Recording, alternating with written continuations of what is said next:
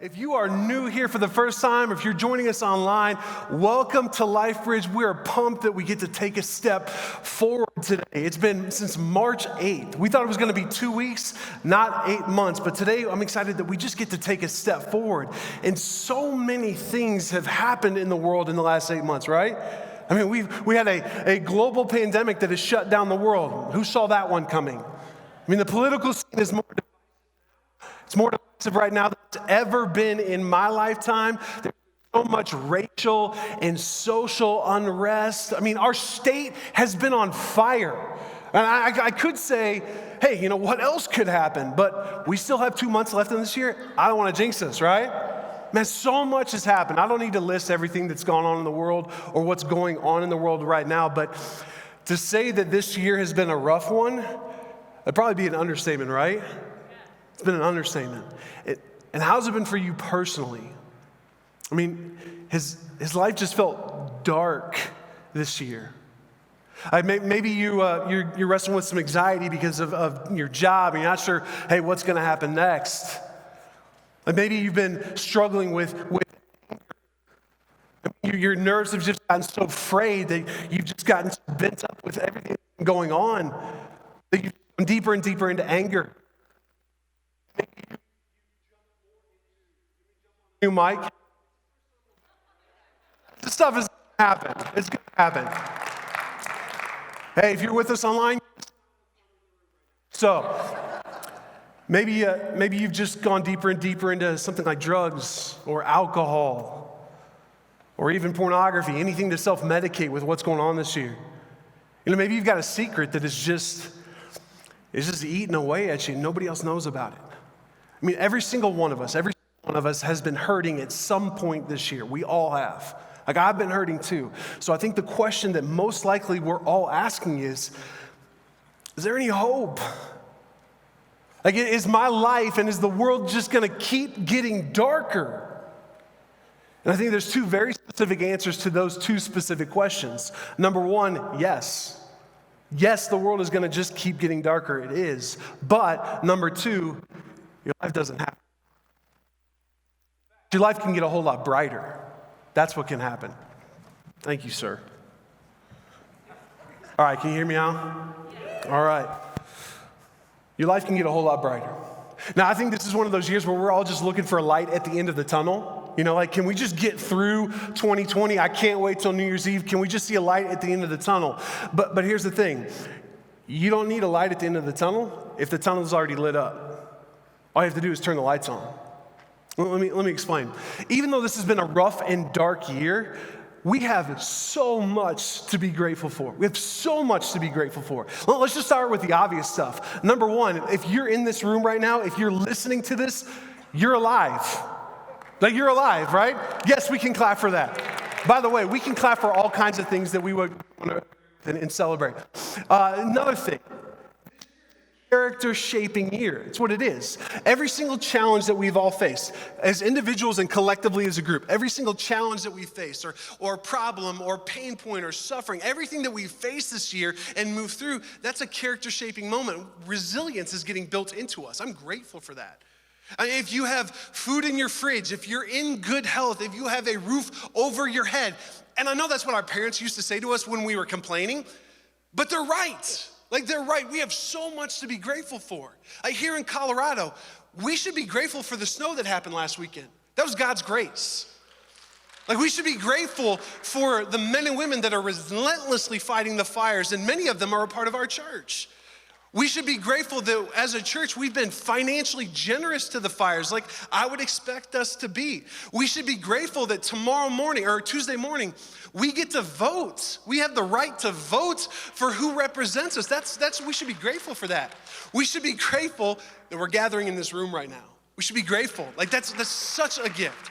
And we should also be grateful for technology. Even if you're not physically in this room right now, you're still connecting with us here in Colorado, and we've got people all over the country in different parts of the world connecting with us right now. We have so much to be grateful. In fact, I stand by this. We have far more to be grateful this year than we do to complain about. And I know that might sound dumb in a year like 2020, but it's true, and here's why. When you can see, then you can be grateful. Once you can see, when you can see all the things that are going on around you, things in you, good things that have happened, things that are happening, things that will happen, when you can see those, you've got to be able to see it, then you can be grateful. But you can't see in the dark, can you? You got to have light or you won't be able to see. And this is where Jesus comes in. Now, I'm not sure where you're at with Jesus.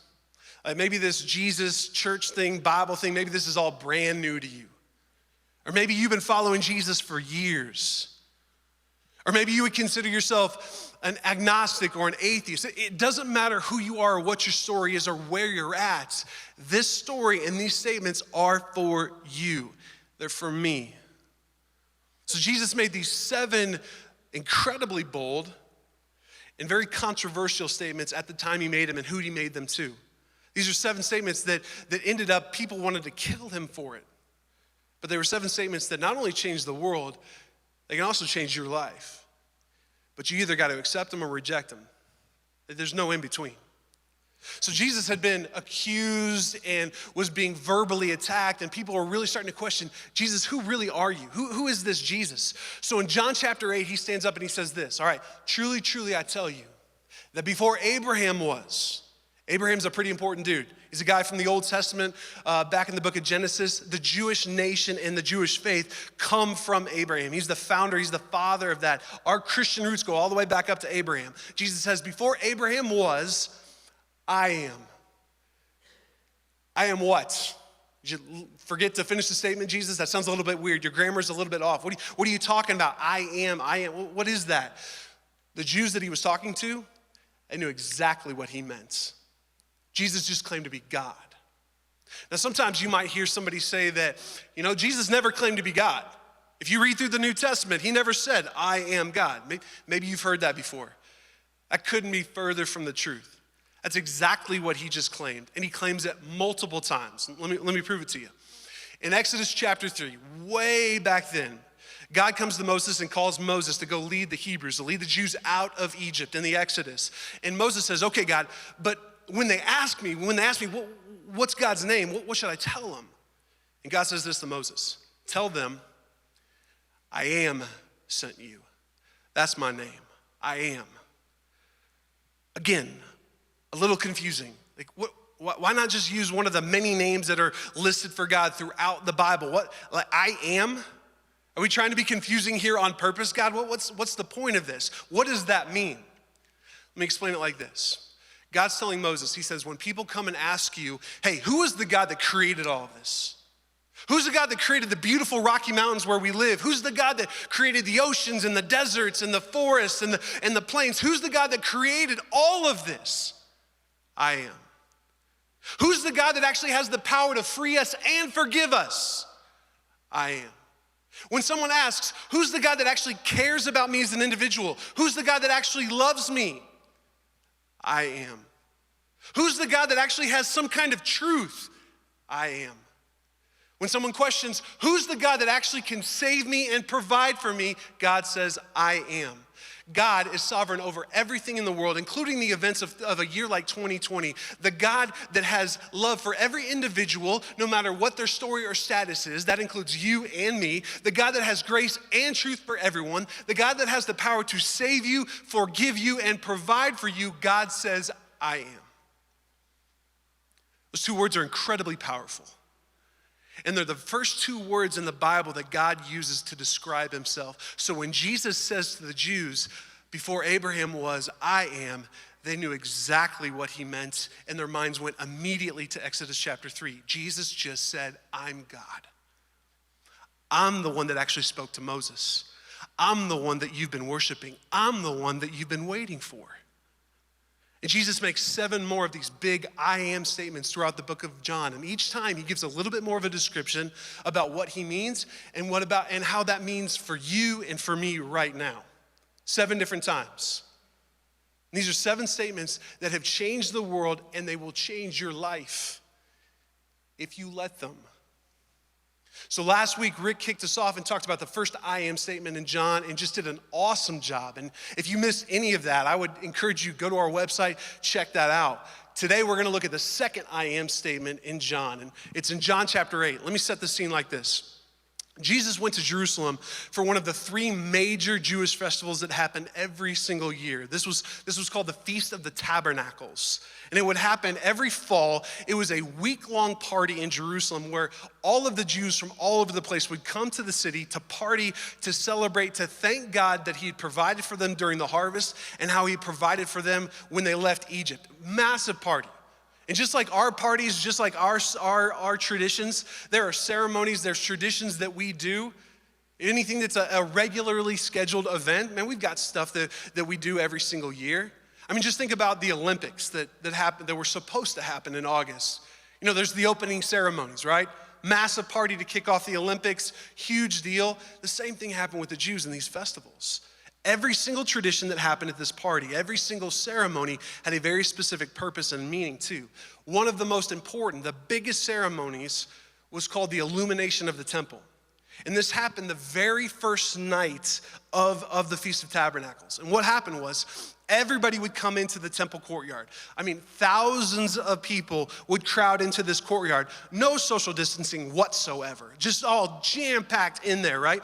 And here's what would happen. It's at night, it's dark. They would take these 4 massive torches and they would stick them in the ground in the middle of the temple. Each one of these torches was about 75 feet tall. I mean, we're talking big. And at the very top of each one of them was kind of like a golden candle or a golden bowl, each one of them holding 65 liters of oil. It's a lot of oil. And then they'd light these bad boys on fire. Now, speaking of the Olympics, go back to that. Think about the opening ceremonies when they light the Olympic flame, you know, that part of the ceremony. Think that, except this was so much bigger. So they would light these 75-foot tall torches and people would go nuts, just go crazy. Music, dancing, singing breaks out. A massive worship service took place. Thousands of people jammed into this courtyard worshiping now. These candles were so big, they lit up the entire temple. Some historical sources actually say that there was enough light to light up all of Jerusalem. I mean, that's a bright light. Now, here's why. Here's what they meant. The candles or the torches meant 2 different things. Number 1, they were representing the pillar of fire that God used to lead the people out of Egypt. They're walking through the desert at night. God uses a big pillar of fire to lead them and guide them and show them the way. It was to remind them of that. The second thing it was to remind people that God promised to send the light, capital L, the light, the Messiah, into this dark and broken world. That's what it was all about. Jesus was there for all of that. He would have been right in the middle of all of this. He's part of the party. He sees the torches being lit. He's a part of this. God sent the light into the world and led us out of Egypt. God's going to send the light back into the world. Jesus was right there for all of that. The next morning, he's back in the temple courtyard teaching again, which he kept doing. He did that over and over again, and all kinds of people surrounded Jesus to listen to him teach. Hundreds, if not thousands of people are there while he's teaching. And something happens. So the scribes and Pharisees, these guys were the religious leaders of the day. They bring a woman to him that was caught in the act of adultery. They caught her, and they throw her down at Jesus' feet. And she's just laying in the dirt. Her head is hung so low that her hair is just kind of brushing through the dust. She's trying to use her hair to cover up the embarrassment as best she can. And these men, they've got these scowls of disgust on their face, and they're pointing a bony finger at her, and they look at Jesus and say, "We just caught her in the act. The law says that we should stone her right now." Some of the men, they've already got huge rocks in their hands. They're ready to hurl these at this woman. And just think about this. How does she feel? She just got caught in the act of adultery, and now this is in front of thousands of people. She just got her whole dirty laundry aired out in front of everybody, and her nose is getting rubbed in it. They're waiting to hear what Jesus says. "We just caught her, Jesus. It is an open and shut case. The law says that we should stone her right now. What do you say we should do, Jesus?" And every eye in that courtyard shifted from that shamed woman, and now every single eye is looking, staring right at Jesus. Thousands of people, but it is silent. You can cut the tension with a knife. Every ear is waiting to hear what Jesus does. What's he going to say? And he's weirdly calm. He's weirdly calm. You know, he knows that if he says, you guys know the law, do it. If he says that, she dies right at his feet, right then and there. But if he doesn't say that, he also knows that people are going to try to use this as a trap against him. So Jesus remains silent. And what's he do? He just squats down, and he starts writing in the dirt. We don't know what he wrote. I really wish we knew exactly what he's writing in the dirt, but with his finger, just writing in the dirt. Still being quiet. Everybody's watching him. Everybody wants to know what he's going to say. Nobody's more eager than this woman right next to him. What's he going to say? And he just keeps writing, doesn't say a word. So the Pharisees say it again. Hey, Jesus, maybe you didn't hear us. Like, what should we do with this woman? What should we do with her? What should we do with this sinner? You know what the law says. He doesn't say anything. So they ask again, and they ask again, and they ask again. And finally, Jesus stops writing, and he just brushes off the sand. And he stands up. And he says, anyone who's without sin, throw the first stone at her. And nobody knows how to respond because they know that Jesus just dropped the mic. I really could drop the mic right now. So one by one, slowly, they start dropping their stones and leaving. And then after a few moments, this woman slowly raises her head in confusion and in disbelief, and she's just looking around. She's just waiting to get hit with the first rock. All she's wondering about is, hey, what's gonna hurt more? Is it gonna be the physical pain, or is it gonna be the emotional pain I'm feeling right now? And she looks around, and that's not happening. And she looks up at Jesus, and Jesus says to her, where are your accusers now? And he helps her up. She says, didn't anyone condemn you? And she says, no, Lord. And Jesus says, well, neither do I. Go and sin no more. Wow. Like, can you imagine how she felt? Like, that had to have been the darkest moment of her life, right? To get caught cheating on your spouse, then drug outside in front of thousands of people. So now everybody knows about it while they rub your nose in it, thinking she's expecting to be killed for it, because that's what the law said at the time. Can you imagine how dark that moment was for her? What did that feel like? And then the only person that talks to her says, I don't condemn you. Who happens to be God. I don't condemn you. Jesus gives her grace. He says, I forgive you. And then he gives her truth too. He says, now I want you to go and sin no more. Don't go back to this darkness anymore. Hear me on this. Everyone else might condemn you for your dark moments. Like, those might be things that have happened to you, things that you have done, or maybe it's something that you're struggling with and nobody else knows about it. Everybody else might condemn you for your dark moments, but Jesus does not. And then he really gets going.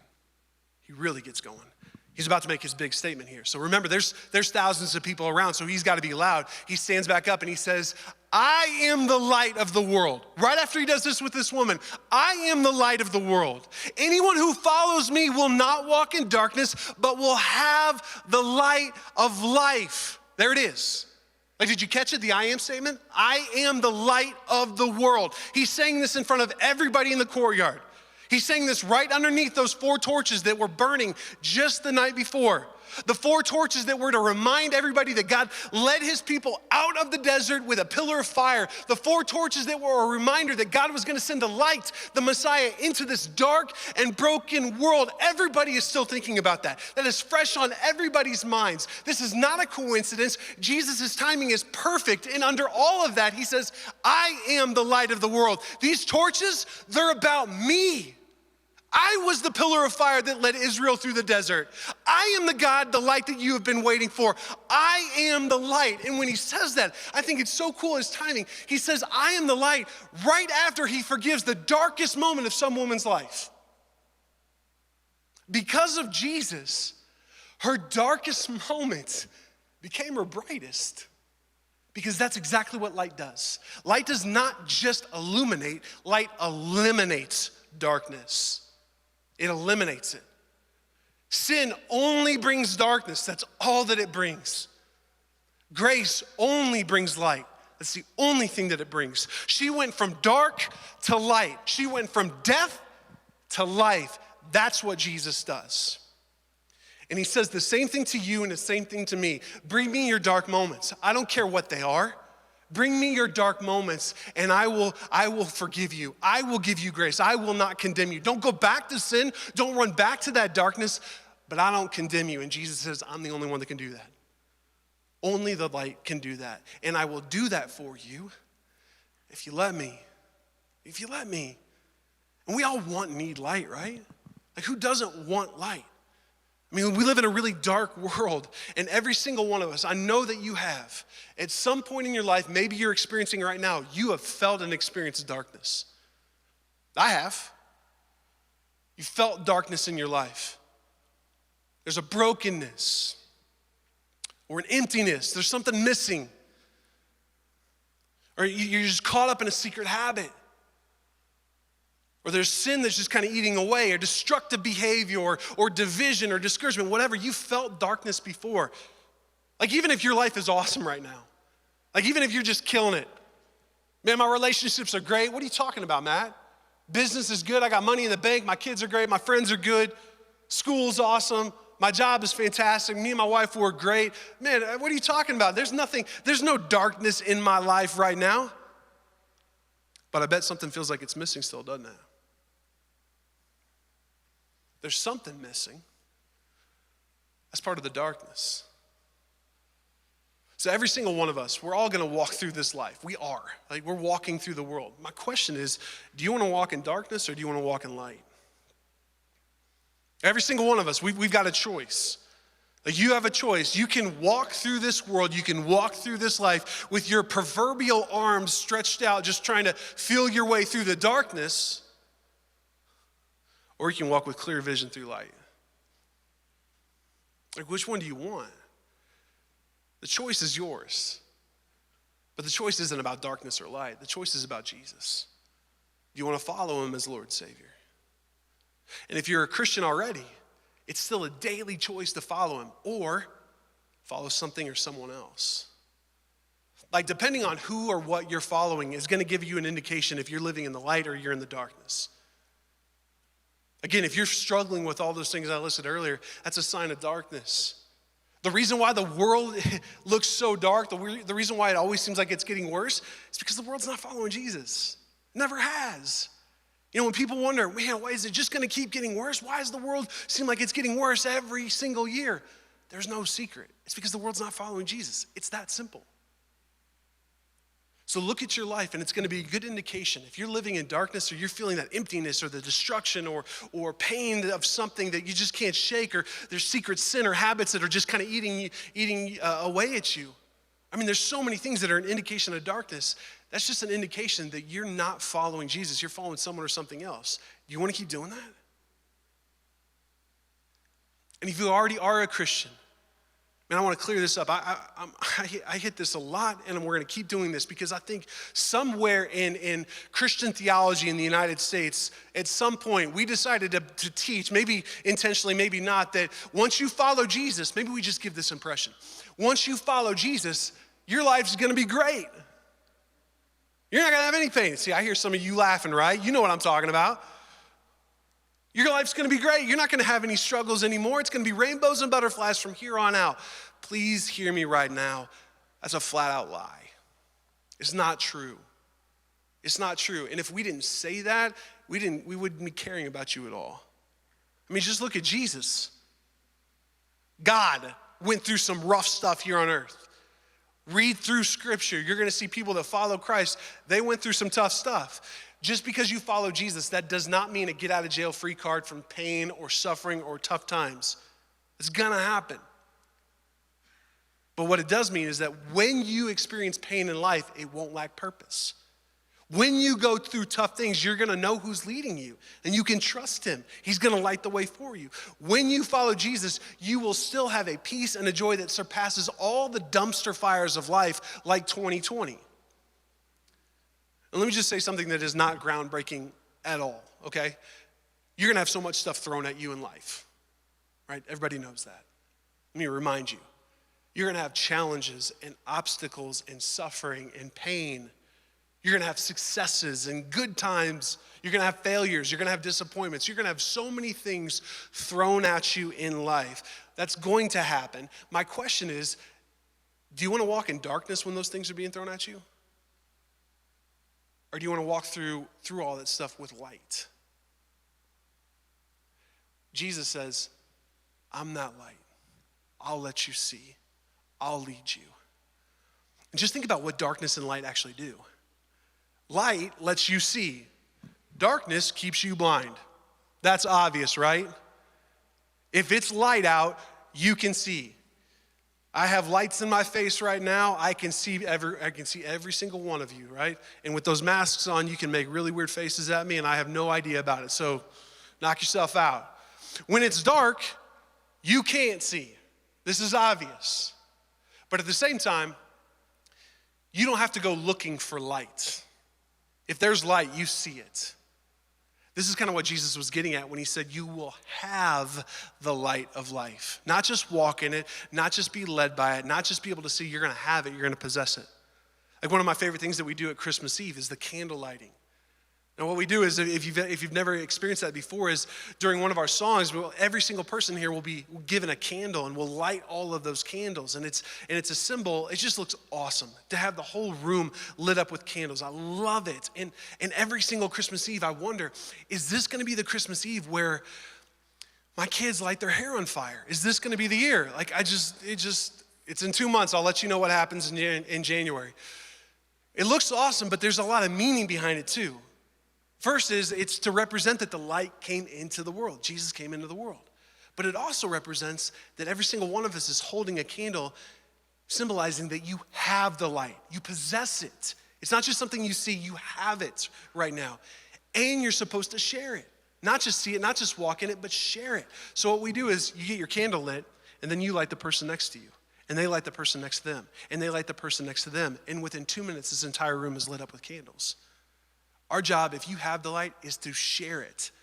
And that's one of the ways that we introduce people to Jesus and lead them in their next step with him, right? Here's another thing. Light exposes, darkness hides. I mean, in Colorado, we love our sunshine. Do we not? We love the sunshine here, right? We talk about how we have 300 plus days of sunshine every single year. We're not apologetic about that at all. In fact, I like being obnoxious about that to other people that live in different states. It's awesome here, right? And think about all the things that grow because of it. You go into the mountains, you see, so many beautiful trees and wildflowers and plants, and the list goes on and on and on because we have light, we have sunshine. That's why that stuff grows. But think about the opposite. Nothing good grows in the dark. I think about what grows in the dark. Mold, fungus, not good things grow in the dark. I mean, and do you have things in your life right now that act like mold or act like fungus that are growing because you keep them in the dark? I mean, the longer you let things that are a mold or a fungus grow in your life and you keep them in the dark, the more harmful they're going to become to you and other people. Sin may be private or personal, but it is never private. It will get out. I mean, just in your house, if you know that your house has mold and you're the only one that knows it and everybody else is in your house, what happens? Eventually, everybody in your house gets sick because of the mold, even though they never see it. But what happens when light exposes those things? Mold, fungus, they struggle. And that's what Jesus is getting at. He's like, hey, bring that stuff out to me. I'm going to heal it. I'm going to help healthy and beautiful things grow in its place. You don't have to worry about it. You don't have to worry about it at all. Light exposes, darkness hides. Nothing good grows in the dark. But there's more good news with that. Here's another thing. Light makes you feel safe. Darkness keeps you scared. I mean, people are afraid of the dark. That's a real thing. Kids are afraid of the dark, and some of you are too, adults. Like, don't lie. You just are, right? It's okay. Like, some things are creepy. Like, if you're alone by yourself in a really dark place, it can be creepy, right? But nobody's really afraid of the light. Nobody's afraid of the light. The only people that are afraid of the light are people that feel like they have something to hide. If you feel like you have something to hide, the light is not your friend, is it? But this is the really good news with Jesus. You don't have to hide anything. There's no condemnation. There's grace. There's forgiveness. There's also truth. I mean, he's already proved that with the woman that got caught. There's plenty of things that we feel like we have to hide. Adultery in this story, man, people feel like they have to hide adultery. It doesn't mean that there aren't consequences and pain that are attached to sin. It just means there's no condemnation when you bring it to Jesus. He proved that. He gave her grace. He gave her forgiveness. And then he says, don't go back to the mold. Don't go back to the darkness. Go and sin no more. Hear me on this. Only when you bring something into the light can you be freed and forgiven of it. Only when you bring something into the light can you be freed and forgiven from it. One more. Light draws people to it. Darkness isolates people. People that have the light of Jesus draw people. I mean, because who doesn't want to be around somebody that's loving and always joyful and peaceful to everybody that they're around, who's kind and good to other people, who's faithful to what they say and do, who is gentle in a very aggressive world, who can always control themselves. I want to be around people like that, and I know you do too. People that have the light, people that share the light, and people that live in the light draw people to Jesus. It's that simple. Man, it's something that I want everybody at LifeBridge to be described as when people see us and people meet you, their reaction is, maybe they don't articulate it this way, their reaction is, man, that person's been with Jesus. I love that. I'm seeing many of you right now in this room that when I've been around you for just a few minutes, I can tell right away, that person's been with Jesus. And I know there's many of you online right now the same way. When people are around you, they can tell that you've got the light. I want people to describe me, even if they can't articulate it this way, I want people to describe me as someone, that guy's been with Jesus. When you have the light of Jesus, when you possess it, not just live in it, not just walk in it, but when you possess it, other people will see it and they will be drawn to Jesus. Darkness, though, mold, that just repels. That's all it does. Darkness divides, darkness destroys, darkness isolates people. So tough question right here. Do you draw people to Jesus or do you push them away? Which one is it? This church better be, it has been for years and it better be going forward, a church that draws people to Jesus, not pushes them away. And the only way that happens is if you have the light. Are you walking in it? Do you see by it? Do you have it? I mean, the list goes on and on, but you get the point. Walking in darkness, living in darkness, it doesn't matter who you are. It doesn't matter what's going on. It doesn't matter what happens in your past. Walking in darkness, living in darkness is 100% optional. It's optional. It's your choice. Do you want to walk in that? Do you want to live in that? Or do you want to walk and live in light? And remember, if you're a follower of Jesus, it is a daily choice to follow him, to follow his light, to possess it, and to share it with others. Man, this year's been rough, but you don't have to look for a light at the end of the tunnel. Because of Jesus, if you have Jesus, you can just turn the lights on to the tunnel. It's that simple. The choice is yours daily. So a couple quick steps. Maybe what are some steps? Number one, man, if you're ready to follow Jesus, you can text this number that's on the screen right now, and one of our pastors will reach out to you right now. Do you want to talk through some stuff, ask questions? Man, you can have that light now. Or maybe something else. Like, if you want to know Jesus and follow his light, man, you got to be in his word. You got to know this. So jump into this. Man, my daily time in the word is the best part of my day. It's the best part of my day. It gets even better when Kelly does it with me. That's awesome. You've got to make time for it, but maybe it's rough for you right now, or maybe you're intimidated by this and don't know where to start. How about this? Start in the book of John and just for 3 minutes a day, 3 times a day, hey, this for 3 minutes right now, I'm gonna read 5 verses in the book of John. And then at a different time in the day for another 3 minutes, I'm gonna pray about whatever I'm struggling with, whatever I'm thinking about, or whatever I need to ask God, or whatever I'm thankful for, just 3 minutes. And then another 3 minutes later in the day, just be quiet. I like quiet moments in the day. That's pretty awesome, right? Just be quiet and reflect on it. Think about what you read. Think about what you're praying about. Just start there. Just start small, taking those steps to not only have the light, but to walk in it. God's word will let you walk. It helps you walk in it. The light came into the world. There is no more darkness. if we grab a hold of it. So not only walk in the light this week, but as a church, let's be that light for other people. Let's share it with other people. Let me pray for us. Jesus, thank you for coming into the world. Thank you for being light in such a dark, dark place. Man, my request is that you would just show us what it means to walk with you, that you would show us the way, then you would show us what it means to have you as the light, and that other people would notice it in us, that our lives would be a transforming mechanism for others. They would want what we have, and what we have is you. We love you. Thank you so much for today. You are faithful, and we're so excited for the next step forward. We're following you, and where you go, we will go. We won't move without you. Keep moving, Jesus. We love you. It's in your precious name we pray.